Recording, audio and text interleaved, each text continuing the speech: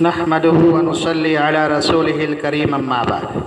محترم حضرات، کل کی مجلس کے اندر اپنے اوقات کی قدر کرنے کے بارے میں اور ایک ایک لمحے کی قدر کرنے کے بارے میں کچھ باتیں آپ حضرات کے سامنے عرض کی گئی تھی۔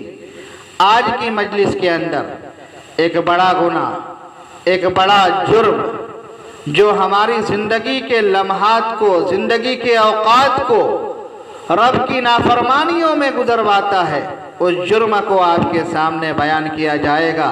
یہ جرم اتنا بڑا ہے کہ اس ایک جرم کی وجہ سے انسان نامعلوم کتنے گناہوں میں مبتلا ہوتا ہے اور کتنے گناہوں کا ارتکاب کرتا ہے، رب کی کتنی نافرمانیوں میں مبتلا ہوتا ہے۔ تو انشاءاللہ آج کی اس مبارک مجلس کے اندر اسی جرم کو آپ کے سامنے بیان کیا جائے گا تاکہ آپ اپنے زندگی کے ایک ایک لمحات کی قدر کو پہچانیں، ایک ایک منٹ کی قدر کو پہچانیں۔ مسلمانوں، سچ بات یہی ہے، جس نے اپنے زندگی کے ایک ایک لمحات کی قدر کو پہچان لیا، اس کی دنیا بھی بن گئی اور آخرت بھی بن گئی، وہ رب کو راضی بھی کر کے انشاءاللہ اس دنیا سے جائے گا، وہ اپنے رب العالمین کو خوش کر کے جائے گا۔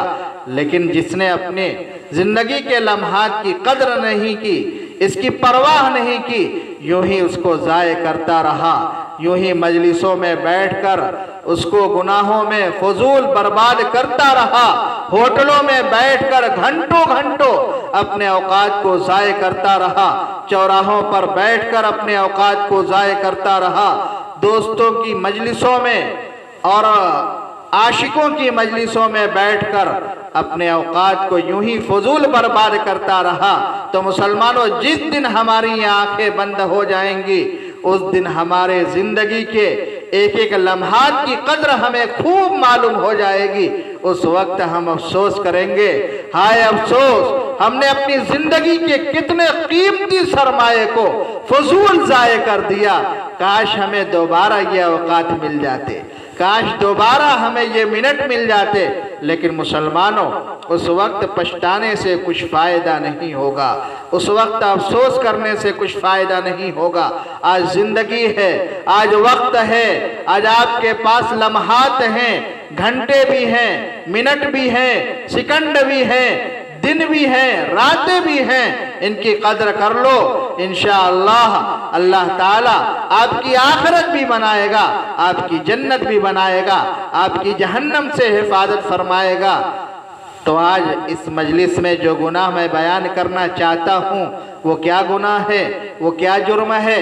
وہ گناہ ہے بدگمانی کا گناہ۔ جی ہاں، بدگمانی کا جرم ہے، بدگمانی کی برائی ہے کہ انسان بلا وجہ کے کسی سے بدگمانی کرتا ہے تو اس بدگمانی کی وجہ سے نامعلوم وہ کتنے گناہوں میں اپنے آپ کو مبتلا کرتا ہے۔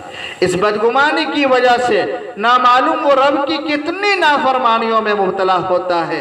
قرآن کریم میں اللہ رب العزت فرماتے ہیں، یا ایھا الذین آمنوا اجتنبوا کثیرا من الظن ان بعض الظن اثم، کہ ایمان والو بچا کرو بہت سے گمان سے، بلا شبہ بعض گمان گناہ ہوتا ہے۔ اور اللہ کے لاڈلے پیغمبر جناب محمد رسول اللہ صلی اللہ علیہ وسلم نے ارشاد فرمایا کہ اے لوگو، اپنے آپ کو بدگمانی سے بچاؤ، اے لوگو، اپنے آپ کو بدگمانی سے بچاؤ، بلا شبہ بدگمانی کرنا سب سے بڑھ کر جھوٹ ہے۔ حکیم الامت حضرت تھانوی نور اللہ مرقدہ فرماتے ہیں، جب انسان کسی سے بدگمانی کرتا ہے، جب انسان کے اندر بدگمانی کی عادت پیدا ہوتی ہے تو یہ بدگمانی بہت سی آفتیں پیدا کرتی ہے اور بہت سی برائیوں کو جنم دیتی ہے۔ وہ کیا برائیاں ہیں؟ حضرت تھانوی نور اللہ مرقدہ نے ایک ایک برائی کو شمار کر کے بیان فرمایا۔ آج کی اس مجلس میں انشاءاللہ ان برائیوں کو مختصر طور سے آپ حضرات کے سامنے ذکر کیا جائے گا، اور اگر اللہ تعالیٰ نے زندگی دی تو انشاءاللہ آئندہ کسی مجلس میں ان برائیوں کو وضاحت کے ساتھ، تفصیل کے ساتھ آپ حضرات کے سامنے بیان کیا جائے گا۔ وہ کیا برائیاں ہیں؟ حضرت تھانوی نور اللہ مرقدہ فرماتے ہیں، بدگمانی سے جو پہلی برائی پیدا ہوتی ہے وہ ہے دوسرے کو حقیر جاننا۔ جی ہاں، دوسرے کو ذلیل جاننا کہ جب انسان کسی سے بدگمانی کرتا ہے تو اپنے بھائی کو، مسلمان کو حقیر جاننے لگتا ہے، ذلیل جاننے لگتا ہے اور اس کی حقارت کرنے لگتا ہے، بری نگاہ سے اس کو دیکھنے لگتا ہے، تو یہ پہلا جرم ہے کہ بدگمانی کی وجہ سے ہم اپنے مسلمان بھائی کو ذلیل اور حقیر سمجھتے ہیں۔ دوسرا گناہ کیا ہے؟ فرمایا دوسرا گناہ یہ ہے کہ بدگمانی کی وجہ سے انسان اپنے مسلمان بھائی سے بغض اور دشمنیاں کرنے لگتا ہے، عداوتیں کرنے لگتا ہے، نفرتیں کرنے لگتا ہے، بلا وجہ کے اپنے بھائی سے دشمنی کر بیٹھتا ہے، اس کی عداوتیں مول لیتا ہے، نفرتیں کرتا ہے۔ اور آج ہم نگاہ دوڑائیں پورے معاشرے کے اندر، اپنے گھروں میں نگاہ دوڑائیں کہ اسی بدگمانی نے ہمارے گھروں کے حال کو بگاڑ رکھا ہے، ہر گھر کو جہنم بنا رکھا ہے، پورے معاشرے میں تباہی مچا رکھی ہے۔ بھائی بھائی کو دور سے کر دیا، باپ کو بیٹے سے دور کر دیا، ماں کو بیٹی سے دور کر دیا۔ اب پورے معاشرے میں ایک مسلمان کو دوسرے مسلمان سے دور کر دیا۔ اسی بدگمانی نے ہمارے اندر نفرتیں پیدا کی، اسی بدگمانی نے ہمارے اندر دشمنیاں پیدا کی، اسی بدگمانی نے ہمیں عداوتوں میں مبتلا کیا۔ تو مسلمانوں، یہ دوسرا جرم ہے۔ اور تیسرا گناہ کیا ہے؟ حضرت فرماتے ہیں بدگمانی کی وجہ سے انسان جس سے بدگمانی کرتا ہے اس کے نیک اعمال کو، اس کے اچھے افعال کو نفسانی غرض پر محمول کرنے لگتا ہے کہ یہ تو اس کی نفسانی غرض ہے، اس وجہ سے یہ کام کر رہا ہے، وہ نیک کام نہیں کر رہا ہے، وہ اچھا عمل نہیں کر رہا ہے، وہ تو اپنے نفسانی خواہشات کی وجہ سے کر رہا ہے، وہ تو نفسانی غرض کی وجہ سے کر رہا ہے۔ تو مسلمانوں، یہ تیسرا جرم ہے جو بدگمانی کی وجہ سے ہمارے اندر پیدا ہوتا ہے۔ حضرت فرماتے ہیں چوتھا گناہ جو ہمارے اندر پیدا ہوتا ہے وہ ہے غیبت کا گناہ۔ جی ہاں، معمولی سی بدگمانی ہوئی، رات دن ہم اپنے اوقات کو غیبتوں میں گزار دیتے ہیں، جہاں بھی بیٹھے اس کی غیبت۔ مسجدوں کو بھی ہم نے نہیں چھوڑا، نماز کے لیے آئے، امام نے سلام پھیرا، سلام کے بعد کوئی مل جائے اسی سے غیبتیں شروع، بازاروں میں گئے وہیں پہ غیبتیں شروع، ہوٹلوں میں گئے وہیں پہ غیبتیں شروع۔ تو مسلمانوں، 24 گھنٹے کے اندر ذرا سوچو ہم اپنے زندگی کے کتنے قیمتی اوقات کو بدگمانی کی وجہ سے، غیبتوں کی وجہ سے، رب کی نافرمانی کر کے ہم ضائع کرتے ہیں۔ مسلمانوں، ان کی قدر کر لو۔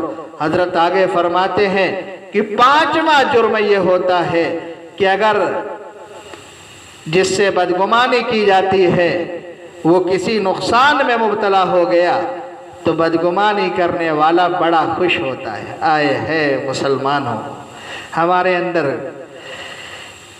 کیسی صفت پیدا ہو گئی ہے، ہمیں کیا ہو گیا ہے؟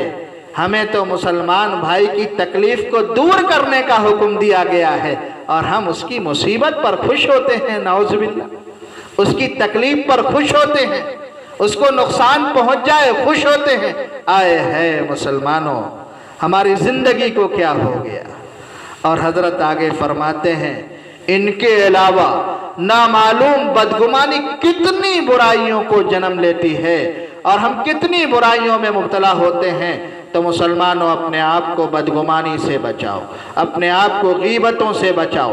لاڈلے پیغمبر جناب محمد رسول اللہ صلی اللہ علیہ وسلم ارشاد فرماتے ہیں مسلمانوں غیبتیں نہ کرو، مسلمانوں غیبتیں نہ کرو اور لوگوں کے عیوب کو نہ تلاش کرو، کیونکہ جو بندہ مسلمانوں کے عیوب کو تلاش کرتا ہے اللہ تعالیٰ اس کے عیب کو تلاش کرتا ہے، اور اللہ جس کے عیب کو تلاش کرے تو کیا فرماتے ہیں کہ پھر اللہ تعالیٰ اس بندے کو ذلیل کر دیتا ہے، رسوا کر دیتا ہے، اگرچہ وہ اپنے گھر کے اندر ہی کیوں نہ ہو۔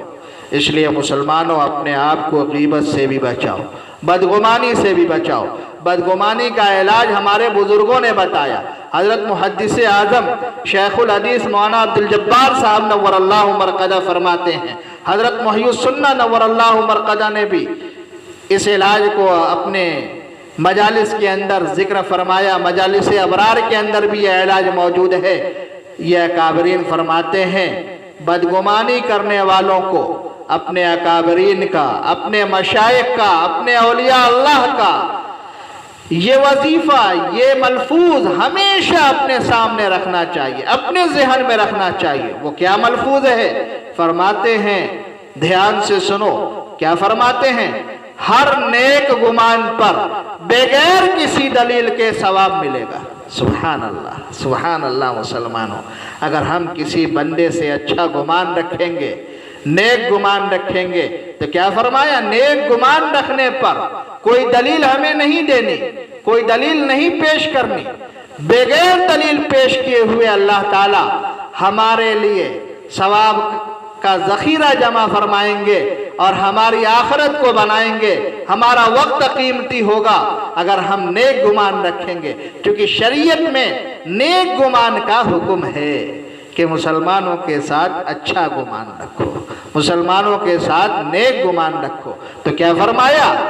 یہ ملفوظ ہمیشہ اپنے سامنے رکھو اور یہ یاد رکھو کہ جب تم کسی کے ساتھ نیک گمان رکھو گے تو اللہ تعالیٰ تمہیں اس پر ثواب عطا کریں گے، اور اگر تم بدگمانی کرو گے، تم کسی سے بلا وجہ کے بدگمان ہوگے، تو کیا فرمایا؟ قیامت کے دن تمہیں دلیل پیش کرنی پڑے گی۔ آئے ہے مسلمانوں، ہم اپنی زندگی کو کیسے تباہ کر رہے ہیں، شیطان ہماری زندگی کو کیسے برباد کر رہا ہے۔ فرمایا کہ اگر ہم بدگمانی کریں گے تو اپنے ذہن میں یہ بات بیٹھا لو کہ اللہ رب العزت کے سامنے تمہیں حاضر ہونا ہے، وہاں کھڑے ہونا ہے، وہاں پیش ہونا ہے، اور پیش ہونے کے بعد تمہیں بدگمانی پر دلیل پیش کرنی پڑے گی۔ تو بلا وجہ مسلمانوں ہم مواخذے کی آفت کو کیوں مول لیں، ہم مواخذے کی آفت کو کیوں خریدیں؟